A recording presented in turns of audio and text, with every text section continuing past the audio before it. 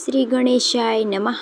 મિત્રો, આપ જોઈ રહ્યા છો યુટ્યુબ આપણી ચેનલ સ્વમાનકા માર્ગમાં આપ સૌનું સ્વાગત છે.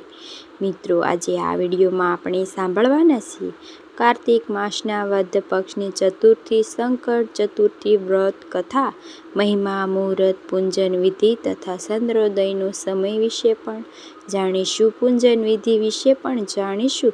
જો આપને આ વિડીયો પસંદ આવે તો લાઈક કરજો, શેર કરજો, કમેન્ટ કરજો.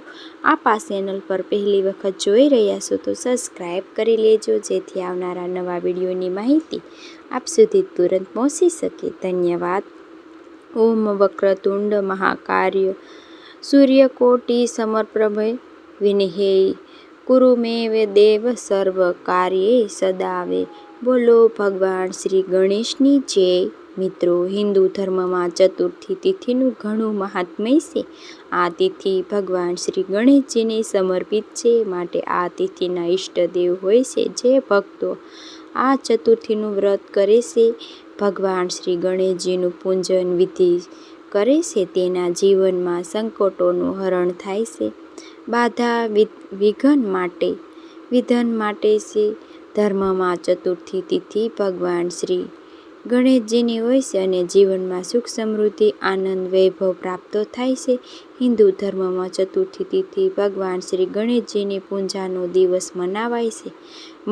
મહિનામાં 2 વખત ચતુર્થી આવે છે. શુદ્ધ પક્ષની અને વદ પક્ષની બંને તિથિનું મહાત્મ્ય અલગ અલગ જ છે. જેમ કે શુદ્ધ પક્ષની આવતી ચતુર્થી વિનાયક ચતુર્થી કહેવાય છે અને વદ પક્ષની ચતુર્થી સંકટ ચતુર્થી કહેવાય છે. ચતુર્થીનું વ્રત કરવાથી બગડેલા કાર્ય પણ બની જાય છે. સૌ પ્રથમ આપણે જાણી લઈએ કે કાર્તિક માસના વદ પક્ષની ચતુર્થીની તિથિ પ્રારંભ ક્યારે થઈ છે અને પૂજાનું મુહૂર્ત શું છે, ચંદ્રોદયનો સમય શું છે. આપણા હિન્દુ પંચાંગ અનુસાર કાર્તક માસની શુક્લ પક્ષની ચતુર્થીની તિથિ આરંભ થાય છે તારીખ 9 નવેમ્બર 2025 શનિવારના દિવસે સાંજે લગભગ 7 વાગ્યાની આસપાસ. જે તિથિ પૂર્ણ થાય છે 9 નવેમ્બર 2025 10 નવેમ્બર 2025 રવિવારના દિવસે સાંજે 5:30 વાગ્યે. આ સંકટ ચતુર્થી ચંદ્ર તિથિ અનુસાર મનાવાય છે, એટલે કે ચોથનો ચંદ્રમા હોય છે ત્યારે ચતુર્થી વ્રત થાય છે. આ વદ પક્ષની ચતુર્થી એટલા માટે તારીખ 9 નવેમ્બર 2025 અને શનિવારના દિવસે આ વ્રત રાખવાનું રહેશે. આ વદ પક્ષની ચતુર્થી ચંદ્ર દર્શનનું, ચંદ્ર પૂજનનો ઘણો મહિમા છે. ભગવાન શ્રી ગણેશજીનું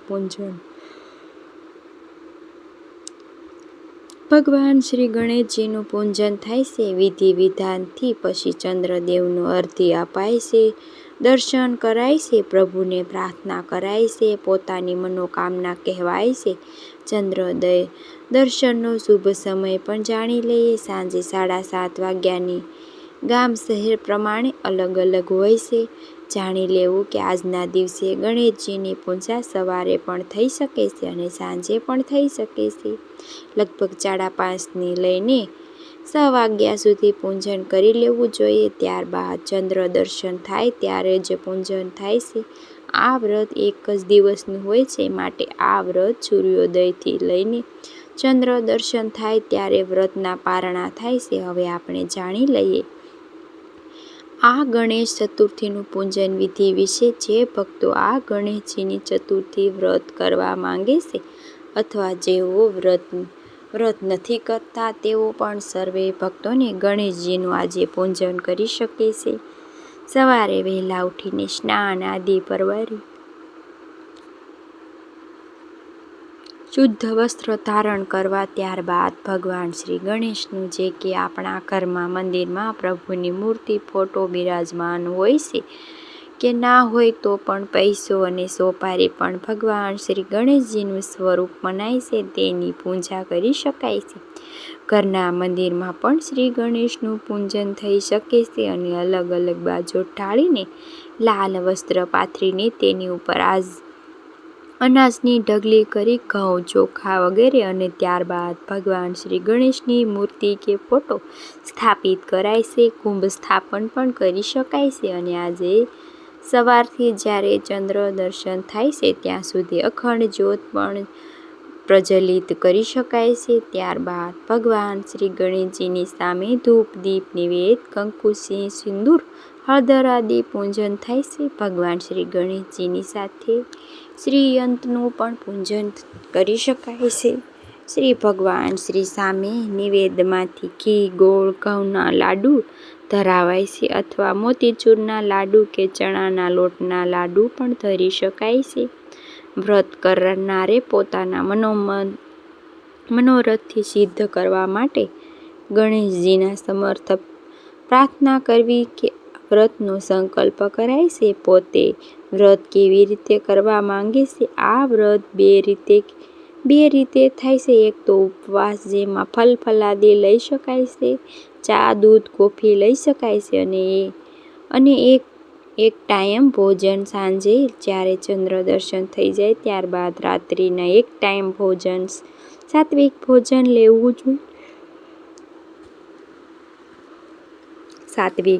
લેવું જોઈએ. ભગવાન શ્રી ગણેશજીનું આ ચતુર્થીનું વ્રત છે.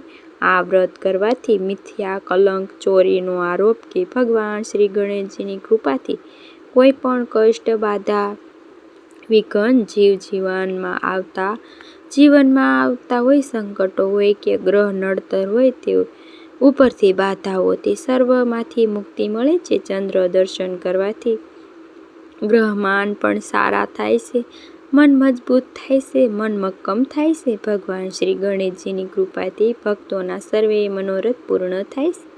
આ વ્રત કોઈ પણ કરી શકે છે. સાચા હૃદયથી મનથી ભગવાન શ્રી ગણેશજીની પૂજન કરીને વ્રતનો ઉપવાસ કરવાથી અથવા પ્રભુના મંત્ર જાપ કરવાથી પણ લાભ પ્રાપ્ત થાય છે. હવે આપણે જાણી લઈએ ભગવાન શ્રી ગણેશજીને પ્રિય એવી આ ચતુર્થીનું વ્રત કથા. બોલો ભગવાન શ્રી ગણેશજીની જય. મહામુનિ દેવજીના પુત્ર વૃત્તાસુર રાક્ષસ હતા. તે ઘણા જ પરાક્રમી હતા, બળવાન હતા. આથી પોતાના બાળકનો ઉપયોગ કરીને તેણે ત્રણેય લોક જીતી લીધા હતા. દેવતાઓને પોતે તાબે કરી લીધા હતા. દેવતાઓને ત્રાસ આપીને હેરાન પરેશાન કરતા માટે સર્વે દેવી દેવતાઓએ ચારેય દિશાઓને નાસભાગ કરવા લાગ્યા. બધા દેવો એક થઈને દેવરાજ ઇન્દ્રને પોતાના નેતા બનાવીને ભગવાન શ્રી નારાયણને શરણોમાં ગયા. ભગવાન શ્રી હરિ વૈકુંઠ ધામમાં બિરાજમાન હતા ત્યારે સર્વે પહોંચ્યા. ભગવાન નારાયણને પોતાની દરેક સમસ્યા કહી મહિતગાર કર્યા પછી દેવરાજ ઇન્દ્ર કહેવા લાગ્યા કે હે દયા સાગર, સૃષ્ટિના સર્જનહાર, અમારી ઉપર મહેરબાની કરો. અમે સૌ વૃત્તાસુરના ત્રાસથી કંટાળી ગયા છીએ, માટે હે રાક્ષસોના નાશ કરનાર, અમને શાંતિ અર્પણ કરો. દેવતાઓની અરજી સાંભળીને ભક્ત વત્સલ્ય ભગવાન નારાયણ બોલ્યા, હે દેવરાજ, સમુદ્રના વચ્ચે ટાપુમાં રહેવાને કારણે રાક્ષસો બહુ નિર્ભય, તોફાની સાથે જ બળવાન બની ગયા છે. આ ઉપરાંત તૃષાસુર દાનવે બ્રહ્માજીની પાસે અભય વરદાન પણ મેળવી લીધું છે. માટે તમે બધાએ અગસ્ત્ય ઋષિને, જે સર્વ ઋષિઓમાં શ્રેષ્ઠ છે, તેમની પાસે જાઓ. તેઓ સિદ્ધવાન મહામુનિ છે.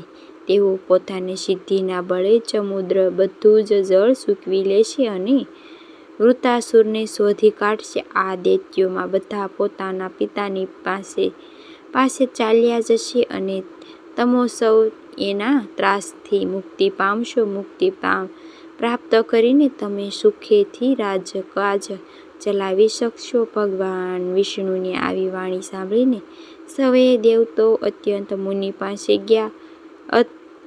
અગત્ય મુનિ પાસે પહોંચ્યા. તેમને આશ્રમમાં જઈને મહામુનિની સ્તુતિ કરવા લાગ્યા અને તેમને પ્રસન્ન કર્યા. મહામુનિ ઘણા પ્રસન્ન થઈને બોલ્યા, હે દેવો, તમે સર્વ ભેગા મળીને મારી પાસે શા માટે આવ્યા છો? ત્યારે દેવરાજ ઇન્દ્ર કહે છે કે હે મહામુનિ, તમે તો ત્રિકાળ જ્ઞાની છો. અમારી વેદનાની આપને અવશ્ય જાણ હશે, છતાં પણ હું અમારી પાસે આવવાનું કારણ બતાવી રહ્યો છું. શું મૃતાસુર નામના બળવાન રાક્ષસ પોતાની માયાશી શક્તિ આધારે ઇન્દ્રલોક પર કબજો કર્યો છે? અમો પરેશાન કરી રહ્યા છે. ઇન્દ્રનું રાજ્ય જૂટવી લીધું છે. અમે સૌ તેના ગુલામ બની ગયા છીએ. માટે અમે કંટાળીને આમ તેમ ભટકી રહ્યા છીએ. આ બાબતમાં ભગવાન નારાયણની સલાહ લઈને, મદદ લઈને અમે સૌ આપની પાસે આવ્યા છીએ. હે મહામુનિ, અમારી ઉપર દયા કરો. અમે વૃતાસુરના ત્રાસથી મનને મુક્ત કરો. દેવોની દુઃખભરી સમસ્યા સાંભળીને મહામુનિ બોલ્યા, હે દેવતાઓ, તમે મારી પાસે આવ્યા છો માટે આપ સૌને સુખ શાંતિનો રસ્તો બતાવું છું. તે ધ્યાનથી સાંભળો. થોડી વાર અટકી ઋષિ બોલ્યા, હે દેવગણો, આપ સૌ નરસિંહ થઈને આપના સ્થાનો પાછા ફરો. તમારા સૌના દરેક મનોરથ અવશ્ય પૂરા થશે. હું આપને આશીર્વાદ આપું છું. મહામુનિએ વાત સાંભળીને દરેક દેવતાઓ નિશ્ચિંત થઈને પોતપોતાને સ્થાને ચાલ્યા ગયા. તેમના ગયા પછી મહામુનિએ મનમાં ચિંતા થવા લાગી કે આવડા મોટા દરિયાનું બધું જ જળ હું કેવી રીતે પી શકીશ? આવા કપરા સમયે મહામુનિએ ભગવાન શ્રી ગણેશનું સ્મરણ કર્યું. સંકટમાંથી મુક્તિ માટે સંકટ ચતુર્થીનું વ્રત કર્યું. શ્રદ્ધા ભક્તિ ભગવાન શ્રી ગણેશજીનું પૂજન કર્યા. 3 મહિના સુધી સતત વ્રત કરવાથી ગણેશજી પ્રસન્ન થયા અને તેમની ઉપર કૃપા કરી.